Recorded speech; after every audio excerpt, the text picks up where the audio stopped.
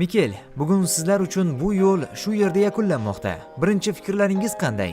Avvalo, PSJni finalga chiqqani bilan tabriklayman. O'yinga bahoni esa biroz sovib olganimdan keyin berganim ma'qul. Ammo ularning zaxira o'rindig'idan darhol biz ulardan yaxshiroq edik degan so'zlarni eshitdim. Ikkala o'yinni qarasangiz, ularning eng yaxshi o'yinchisi kim edi? Darvozabonlari.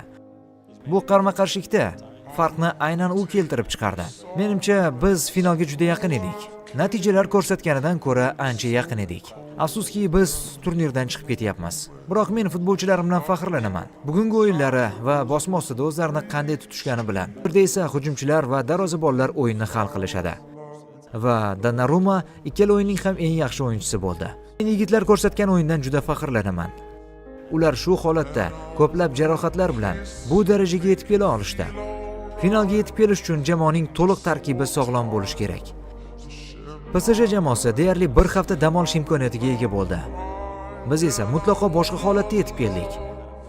Lekin baribir biz xohlagan o'yinni ko'rsatdik. Shuning uchun kelajak uchun umid bor. Lekin bugungi oqshom juda ham alamli bo'ldi.